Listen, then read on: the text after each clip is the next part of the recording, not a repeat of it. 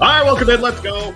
Horse racing. Welcome to another edition of a Mike-less horse racing happy hour. It gets Mike, better and better every time we do it. Louie Rabeau hanging out with you, of course.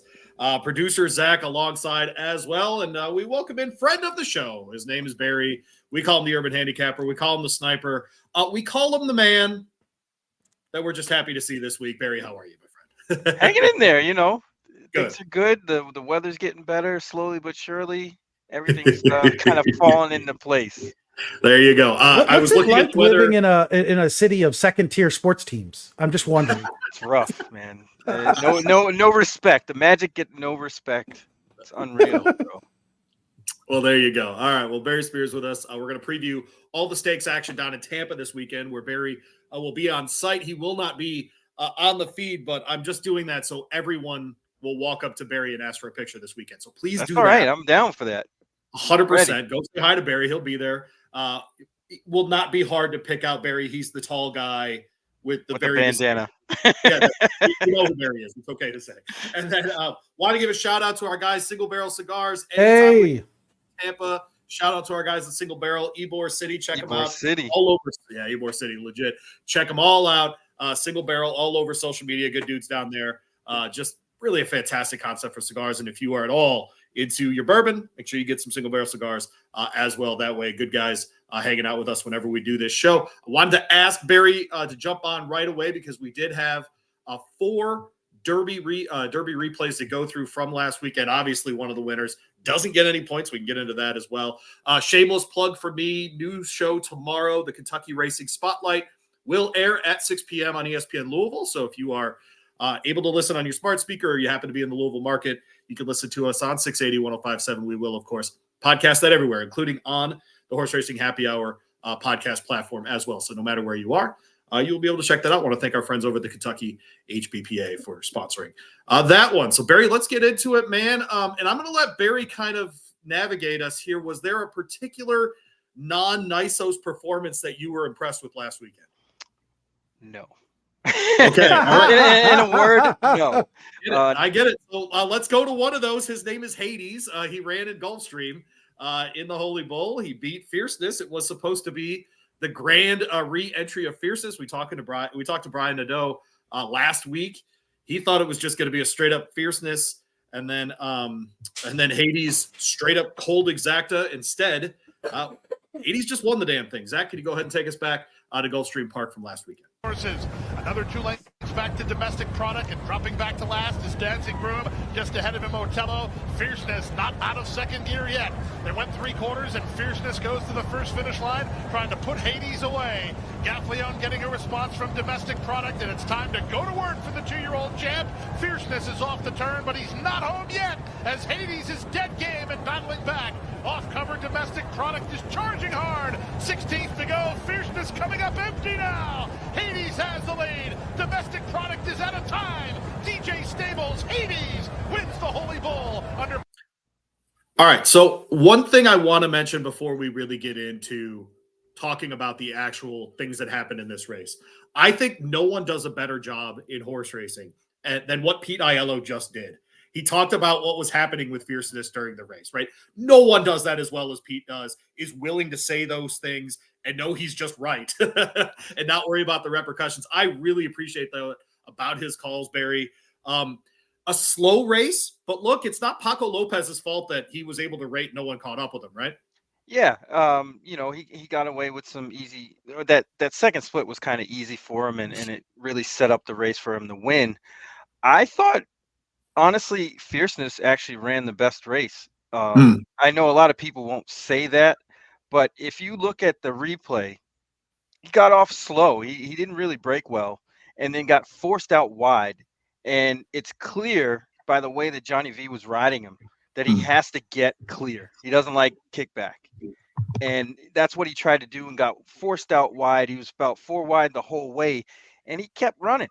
You know, he was battling on right up to the top of the stretch, and then, he was still trying and then faded behind Domestic Product, who, looked like he was just going to blow by both of them at the top of the stretch, and he kind of flattened out. I think that's a little bit of inexperience. But those top 3 are pretty formidable, and I want to see them going forward. But I think my personal opinion, I think Fierceness actually ran the best race. There's talk of Fierceness skipping the Fountain of Youth next month and going straight to the Florida Derby, Barry. Do you think this is a horse that could afford another month off between races and then be ready for both the Florida Derby and the Kentucky Derby, or would you prefer they try the Fountain of Youth, and then if they win that one, they got the 50 from that, they've got the 30 from the Breeders' Cup. They really wouldn't need anything else to get in that starting gate for the Kentucky Derby. Well, it's hard because, obviously they really don't need too many more points to solidify their spot in the gate on Derby Day. But it seems like this horse likes to race. I think laying him off might not be the best thing, but Todd Pletcher's won a billion races, so he's a lot better than me in that department. So I'll let him call the shots. But I personally would like to see him run, in succession, because having that foundation of a lot of longer races leading up to the Derby is always a plus. All right, well, there you go. Yeah, a slow one, but frankly, all the preps outside of Santa Anita were slow this last weekend. One of those races, of course, happened at Oaklawn. Mystic Dan, a touch of an upset, and I want to talk about the ride for Brian Hernandez Jr. here, because I am convinced of the rides this weekend. This was one of the very, very best. And so watch Mystic Dan. He's the 10 horse here. He's on the inside. He's trailing horses. And unlike Fierceness, gets a bunch of mud kicked in his face. Seems to not affect him. Zach, let's go ahead and go out to Oaklawn and watch the replay of Mystic Dan winning the Southwest.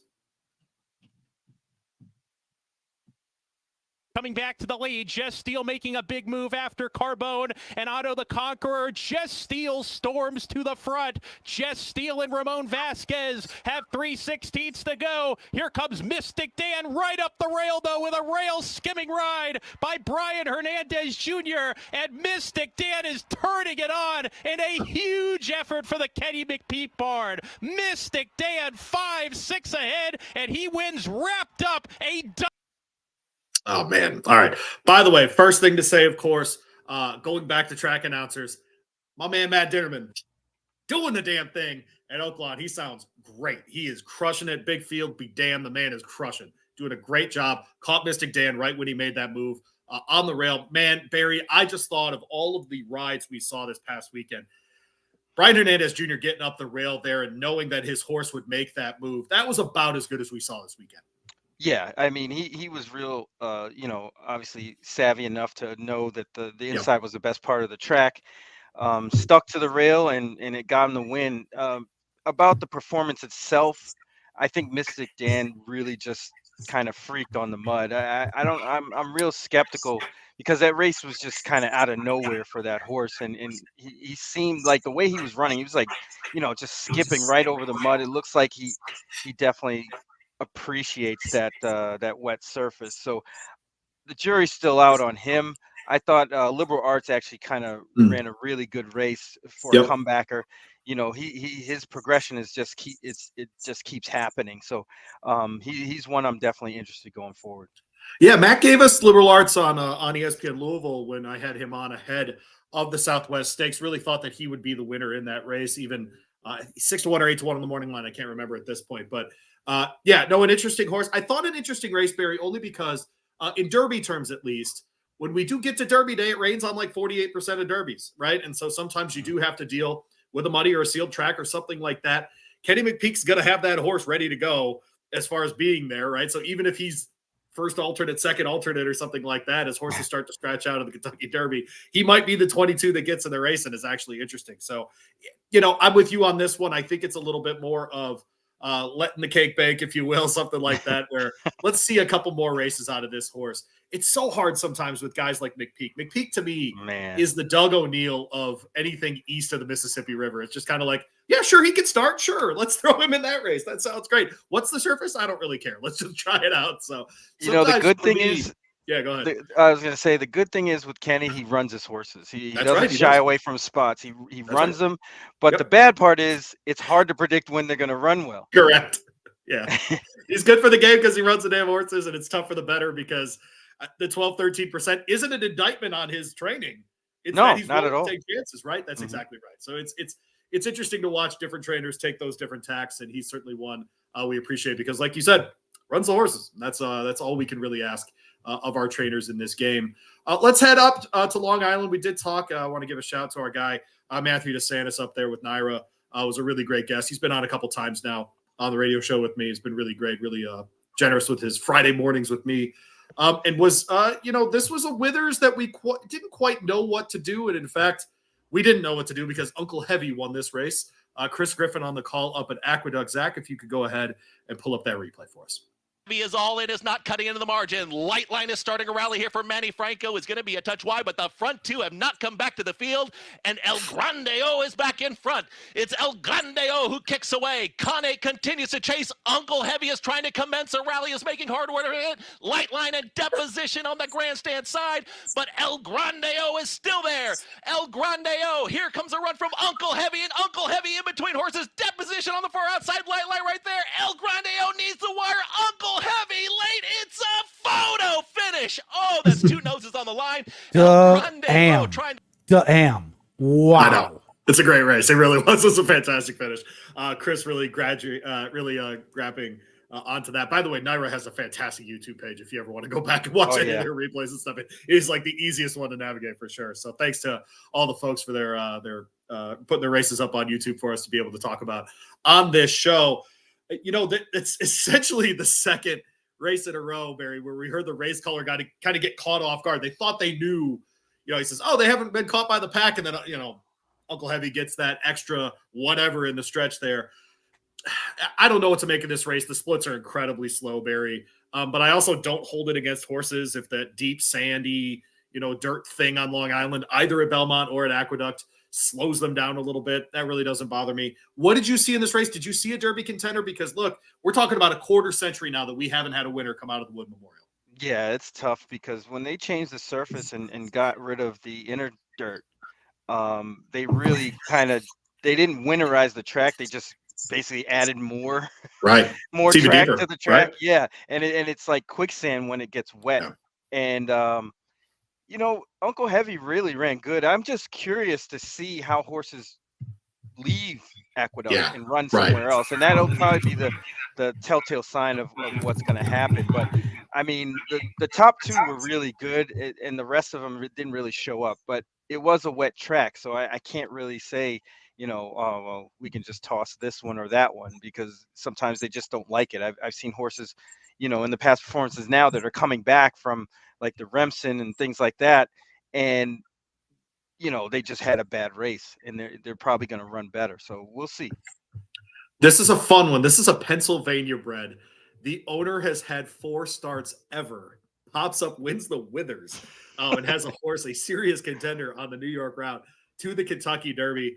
Got to feel good for the connections there. Michael Sanchez, of course, and they're out of the Reed barn there up on Long Island. Look, one of those stories that's just easy to root for. So frankly, out of the Naira path to the Kentucky Derby, paint me whatever. I'm rooting for Uncle Heavy here. Also, just so we can play a lot of Heavy D songs going forward. Like I know. I was about to say that. We like Heavy D. Yeah. Yes, I think it's just like Heavy D. Anytime we see look, if somebody out there wants to make a music video with Uncle Heavy running around to Heavy D music, I'm not opposed to it. So just figure it out, people. That'd be really great. I think I got a Twitter follower named Uncle Heavy D. I like that a lot. Actually. Yeah, that's pretty good. I like that. Yeah, that's pretty good. I agree. It's pretty good.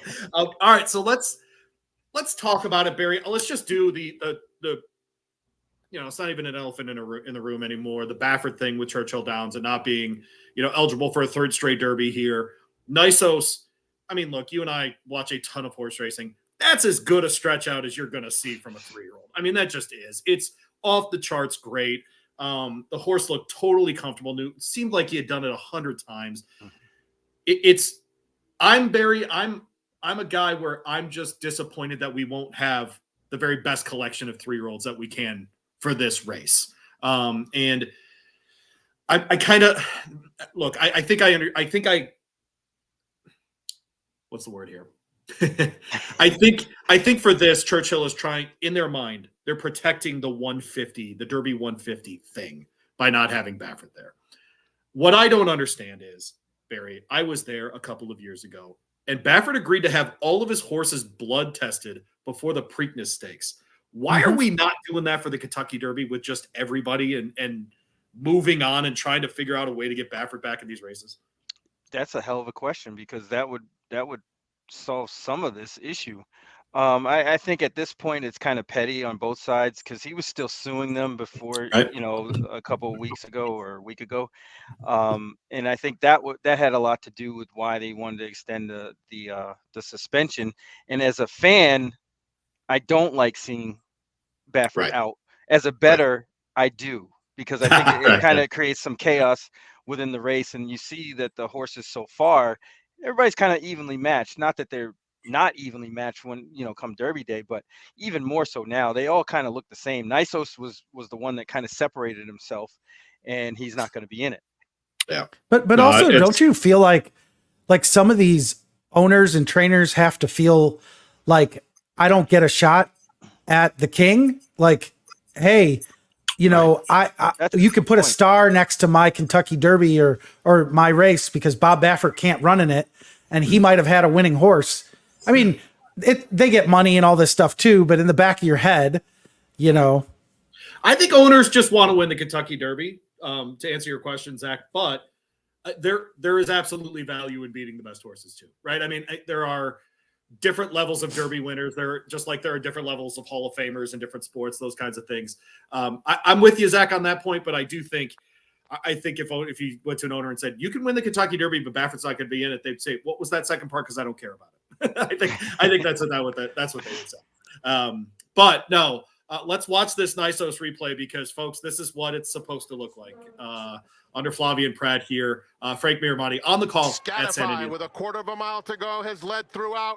Nysos let loose with a huge bid on the outside, though, at the 3/16. Nysos blows by the competition and turns it on. Wind me up in a battle for second with Scatify. Nysos passing the two-turn test beautifully, geared down to stroll in by 7 lengths. that horse is walking. That horse They wrapped him up walking. quick. He got around that corner. They wrapped him up quick, for sure. It's exactly what they're supposed to look like. Barry, I mean, I'm interested because something very significant is happening this year and next year, which is the Belmont Stakes is being run at 10 furlongs instead of 12. And it's being run at Saratoga, where you can just leave your best 3-year-old and he can run in all of the best races during the summer, because all of them are at Saratoga for 3-year-olds, especially. I think some of the ownership group with Baffert decided not to move this year because they see the Preakness 3 weeks off to a Belmont at Saratoga over 10 furlongs as something their horses can probably do. Plus, it's a $3 million race up there at Saratoga. Do you agree with my assessment there, or am I reading too much into it? Nope, absolutely. I feel the same way. The Belmont's going to be the prize this year, because I agree. Everybody's going to be there. Baffert's going to be there, and you get the new shooters that skip the Preakness and all that. It might end up being the best race out of them all, depending. I mean, I guess there's always the possibility we could be going for a Triple Crown, but Sure, we'll see. I mean, we got to let it play out, but it's sure going to be fun to watch. I know that. Man, oh man. Well, there you go. I mean, the Nysos, that's as good a stretch out as you've ever seen. Yes. Oh yeah. I mean, he's very crazy. professional. He's only run a couple races, so you don't expect a horse to look that good this early. I mean, the field wasn't that great. It was a bunch of tomato cans, but he looked really good doing it.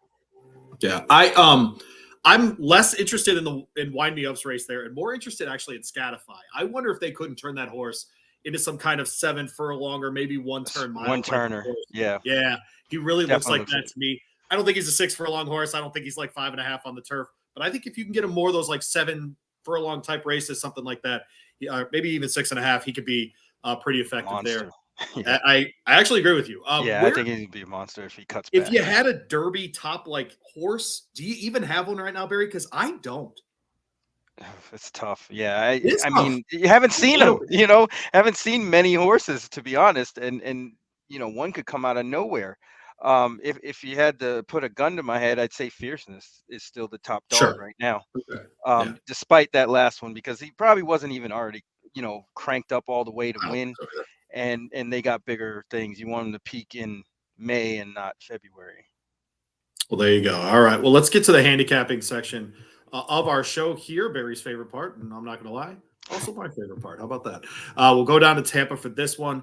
It is Sam F. Davis Day down there. Wanted to give a shout out again, our buddies at Single Barrel Cigars, singlebarrelcigarco.com. The website is up. How about that? Go check them out. Get your cigars ahead of any Tampa race, and of course, any race around the country. They'll ship them straight to your house. Singlebarrelcigarco.com. Go check them out there.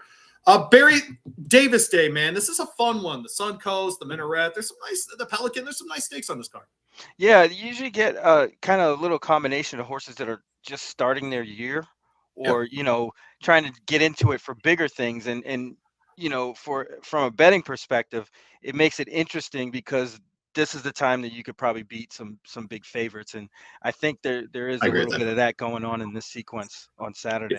Yeah, there are numerous horses at 8, 10 to 1 kind of numbers that I really like on this card, and so we'll get into that now. Barry, let's head to race 5. It is the Suncoast. This is a prep for the Kentucky Oaks. They're going to mile 70 on the dirt there. Obviously, for 3-year-old fillies, it's $150,000 in this one. Look, I think you do have a little bit of a dilemma here in that Power Squeeze is second off the layoff here. She looked really good at Gulfstream Park last time. Barry is a believer in distance, not in turns. So she's going 2 turns here, but it's not much more distance than she did at Gulfstream last night. And of course, you have Life Talk coming out of that really nice run in the Demoiselle. Before that, of course, in the juvenile fillies. Barry, more often we see the fillies carry from 2 to 3 than we do the colts.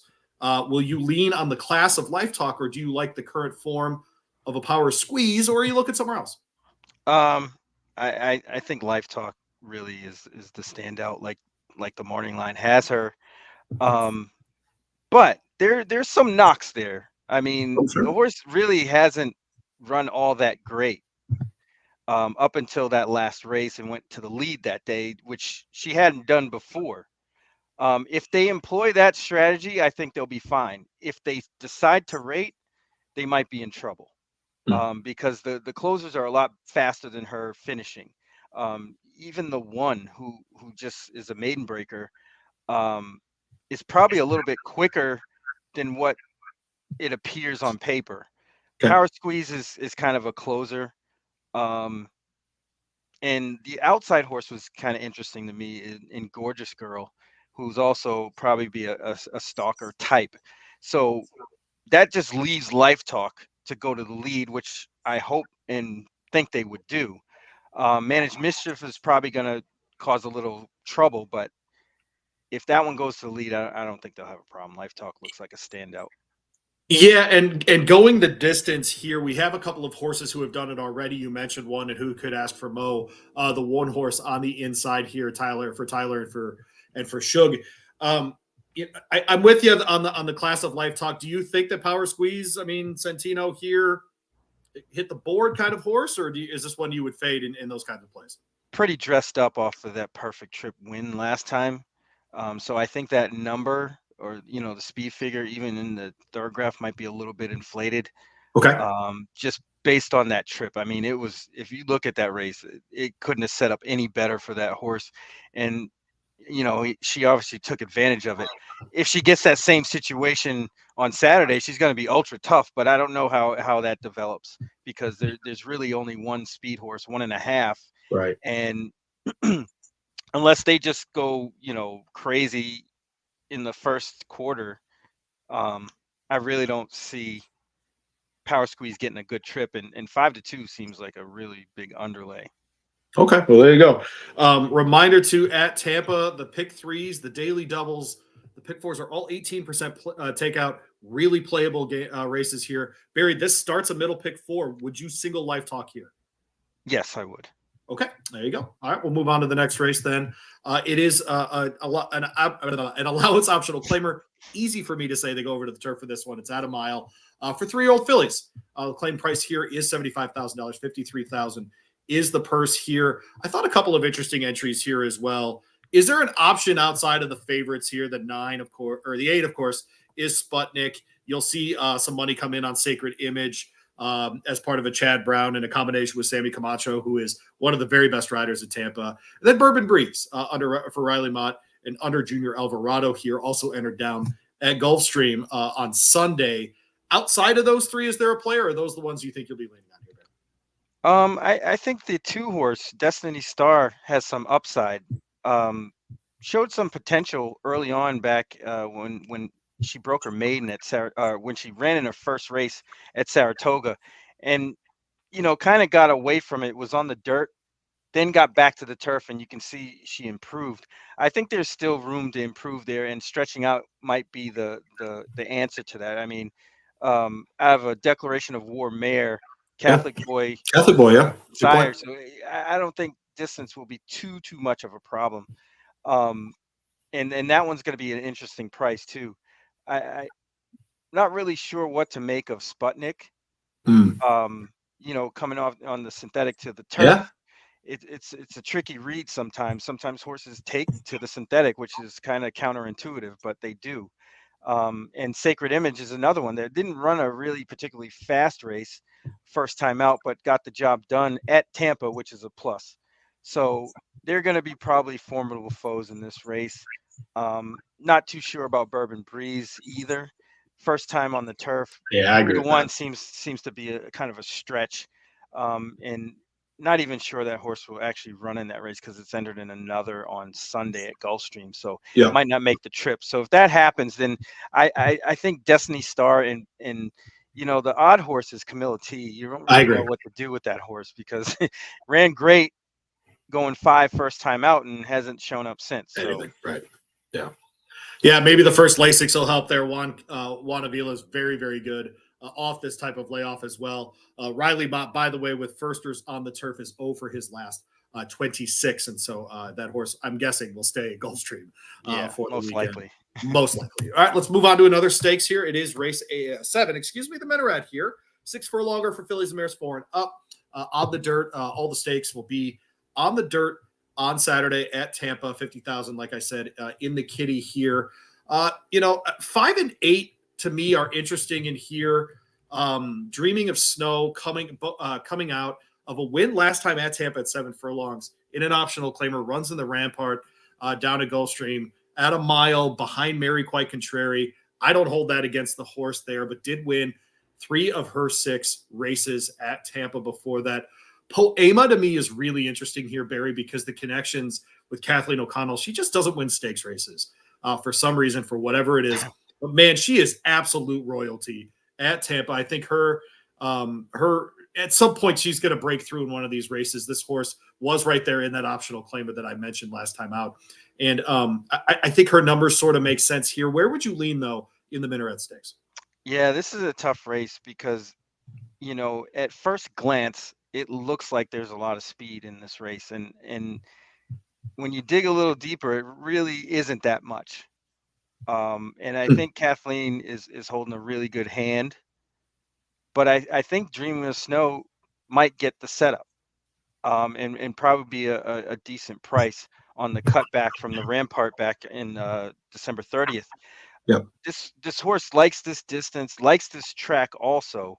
You can see that last bullet on January 24th. That was pretty good. 1 out of 36 that day, but the one before that was 6 out of 71. Yep. This horse is training well into this race. And you get Sammy, and Sammy's about as good at Tampa as anyone's ever. Yeah, and I think they really put Poema in here to kind of set the table for Dream Concert. And in doing that, it may help a horse like Dreaming of Snow, because Dreaming of Snow and Dream Concert will probably want the same kind of trip. And that's assuming that Lady Radler doesn't want to go to the lead, but she's won on the lead prior, but she just doesn't seem fast enough. So this pace scenario seems a little bit tricky because I don't think it's as fast as what it might look initially on paper. And there's even a situation where Poema runs off. Yeah. Right. Nobody runs with her, and right. she just goes. So yeah. I'd look at the board for some clues on this one. Who do you are we overlooking Chi-Town Lady here? I feel like closers, man. I can't do it. It's a just, winner of the test, and I mean, just at that price, can you do it? Nah, it's hard because this horse is going to be a dead closer in a race that might not have a whole bunch of speed. I mean, if it heats up front, Chi-Town Lady is going to be coming like a freight train, but it's just all about the setup. All right, well, there you go. We'll move on to race 8, the Pelican. It's a $100,000 race, 6 furlonger. It is the open edition of the 6 furlong sprint on the dirt here. Excuse me, 100K in the kitty here. Some interesting horses in this as well. I thought you might be able to get some value here. Obviously, Sibelius is in here. You've got Nakatomi in here. Man, I really like the 5 here, Barry, in Mish. Under Sammy Camacho, for Saffie Joseph, running in some lower level races at Tampa. But if that horse can turn in the race that it ran last time at Tampa, I think he can win here. 7-year-old horse still knocking around. Won 4 races last year, has been off since right before Christmas. So a little bit of a freshening here, which is a terrific stat out of the Joseph barn. He's 5 for 13 at this meet. And he and Sammy Camacho are 5 for their last 9 together at Tampa. I love that 10-1 number. If you're trying to beat the big boys here, I think Mish is the horse to use. Are you going to try to beat the big boys, Barry? Oh, of course. Okay, let's go. I mean, it's funny though. I thought the morning line was a little off because I would think Sibelius is going to be favored, and just because of the way the track plays and so on. It's going to be hard for Nakatomi to close into this. I mean, obviously talented enough to do it, but doesn't really win all that much. Right. I mean, and I think a lot of that is running style. Sure. And I'm also not convinced that 6 furlongs is the best distance for that horse either. He's 1 for 7 at the distance, closes every time, but just doesn't get there. I think 7, 6.5, maybe even like if there was the old distance, the 7.5 furlong race would be perfect for Nakatomi. That being said, I think Little Vic might stand a good chance. You see that huge number. It was a perfect trip win in the mud at Aqueduct in the Tom Fool. Yep. And then they jumped up in competition and got thumped. And then they laid the horse off. And I think this is what is a drop in class. And being with this class of horse, I mean, Sibelius is kind of on the verge of being a really good grade 1 horse, but just doesn't do it consistently. But I think Little Vic can get the trip here because there's a lot of ways that this pace could heat up, and has some class, which a lot of these really don't. They're kind of putting around in optional claimers. Nakatomi, is obviously facing the grade 1s and grade 2s, but everybody else is kind of on the edge, of being a good horse. That being said, I think this is a really competitive race, and honestly, if Sibelius is 3-1 at post time, I think I might dump every cent I have on him. There you go. I'm actually also interested in Super Ocho here, shipping in most recently from Oakland. Has razor sharp. That horse is sharp right now. He's in very good form. Ran really well in the mud last out in an optional claimer there at Oakland after running in the Thanksgiving Classic at Fairgrounds, and then before that, of course, at Delta Downs in Alliance, which he won under Vicente Del Cid. But I'm with you. This is a race that either we're just going to look back and go, oh yeah, right, Sibelius, or someone's actually just going to jump up and make us some money in this race. Either way, I'm sure it'll be a fun one. Let's go ahead. We'll get to the Davis now. It is race 10 on the card, $250,000 here, mile and a 16th. It will help toward some derby points, some pretty serious derby points, frankly, in this one. And so, look, this is an interesting one. I think if you were looking at this race, Barry, and let's just say we thought this was an allowance for 3-year-olds. I think if you looked at it, you would say change of command is in good form. He's improving. That's the horse to play in this race. Where would you lean in this race? Because we're early in this 3-year-old season, and so far, good freaking luck figuring out who's going to win one of these races. Yeah, it seems too good to be true with he's been improving, but I just don't see that horse can get the kind of trip he needs to win this race. There's other contentious horses that will be up front, kind of pushing the pace, and I mean, not that haven't seen connections kind of fiddle around with tactics in races like this, but I mean, it wouldn't make any sense to take that away from the horse who's clearly got a weapon in his speed and his placement early. I'm trying to look to throw one downfield. I thought Tireless looked pretty good in that race that Joe Bravo rode him last time for Pletcher, and actually might be a little bit better than Agate Road at this point. And I know that sounds a little crazy, but on the dirt, I should say. Dirt, yeah, right. So that's the great equalizer here. I don't really want any part of Agate Road on the dirt. His dirt race, his one and only dirt race, wasn't that good. Not that this field is that great, but yeah, a hard pass on a horse that's going to be a short price on the dirt, basically for the first time in this kind of competition. I thought Fulmineo, the 11, is one on the improve. I like the comebacker race, and in those races, Yep. you know, those turf races were pretty good. Those are classy races, and Agate Road was in one of them. And the comebacker on January 14th was a lot better than it looked. I think the horse was a lot farther back than they really wanted to be. But I think that helps this horse, the experience. You know, he's got 4, mile or over races under his belt, which it has to mean something at this point. So I'll give that one a shot at 15-1. Yeah, out of that same race with Fulmineo was Crazy Mason, who's in this race as well, the 4-horse for 10-1, Michael Sanchez out of the Sacco barn. And that one's really interesting to me, Barry, because they run him in the inaugural, of course, at the beginning of December for 2-year-olds, and finishes, second, does a lot of closing in that race. Frankly, they stretch him back out, go a mile and 40, last out in that optional claimer at Tampa. And I thought he did the work that in a race like this, especially early in the 3-year-old season when these horses aren't used to rating yet and they go out a little too hot, he's the kind of closer that could pick this race off. Oh, absolutely. And so that's another option, a double-digit type of horse that I think could be really interesting here.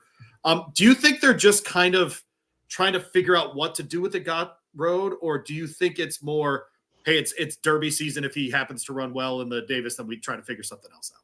That's what it feels like to me. Okay. Just, we're going to experiment and see if he takes to it, because I think they felt that he got better and bigger over, his layoff from November to January.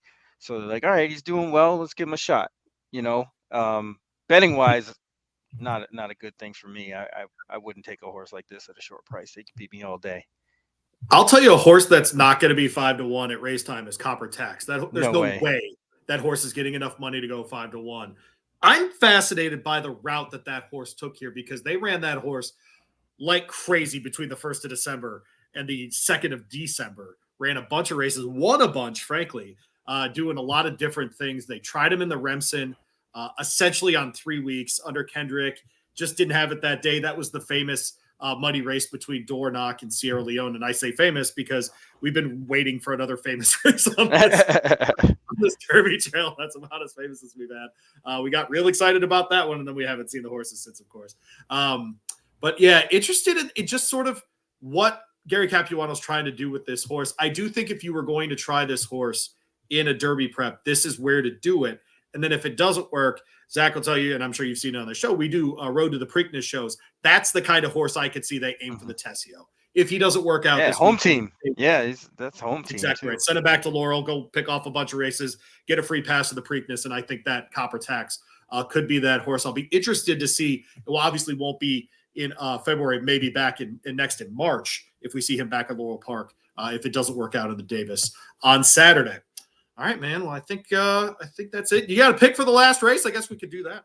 Yeah, we can fire it up real quick. I mean, royalty interest, is going to get a bunch of money here, and it's fun to see. Man, does anybody go to more tracks than Vincent Chemino? I mean, that guy is just he rides everywhere. Everywhere. I love it. If there's a grass course somewhere, the man will be there. That's essentially how it works. He's down there for Chad Brown. Horse broke its maiden at Tampa. Went up north to Penn. To run in the Penn Oaks $150,000 race on the turf there. Comes back in this spot in the allowance to close this card. By the way, all of the sequences, this is an awesome card at Tampa. Nice job sprinkling in maidens in the middle of, I think Barry and I have this in common, which is unusual for us. We don't like the all-stakes sequence is fine on like a Belmont day or a Derby day or something. But on like a Sam F. Davis day, sprinkle in an allowance. Give us a little maiden special, right? Yeah, mix it up. Get some value. Let's go. Yeah, that's where the value is. A lot of times at Tampa, there's always at least one or two like inexplicable races where it's like, how did this horse win? And it blows up the pick fives, and everything skyrockets off that one race. So I'm hoping that does happen on Saturday, and I hope I'm right in the right race. In the right spot. There you go. Yeah. Who is the play against at Tampa this weekend, Barry, if you want to make money, you think? Is it Life Talk in the Suncoast if you wanted to really blow up a ticket? That's a tough task. Yeah, that's playing hero ball if you can beat that. Okay. Did we say the same thing about fierceness last week? Yes, we did. You're right. I'm not trying to play whataboutism with you. I'm just saying if you want to make money on this, if you want to make money on that part of the card, you're going to have to beat her, right? I mean, that's really. Oh, absolutely, yeah. If you beat her, you're definitely lining your pockets. There you go, Zach. You were going to ask a question. I'm sorry, buddy. I was going to say, I know Louie probably knows the answer to this one, but Barry, how many Tessio winners won the Preakness? Why are we doing that right now? Poor Barry. I was gonna say, Come on, Barry, guess. My guess would be 3. 1. 1983 deputed testimony. Oh wow! Yeah. I was torn between 1 and 3, and I was like, I'll take it. Well, that's that. And did you actually look that up, Zach? Or are we just going on that one being the one that's the last one that happened? I knew that. I knew that from last year when we did Road to the Preakness. We asked, who did we ask? I think we asked Illman. Yeah, probably. Dan, my man. One of my favorite things to say on this show is the Federico Tessio, a great predictor of who won't win the Preakness. Ouch. Hey, there's value in that, man. There's value in knowing who's not going to win a race too. That's true. Yeah, that is true. And sometimes the toss matters just as much as the include. His name is Barry Spears. He's the urban handicapper on Twitter, the sniper, all the good things. Go take a picture with him on Saturday and tell him. Yeah, come out, say hi. I'm going to be there all day.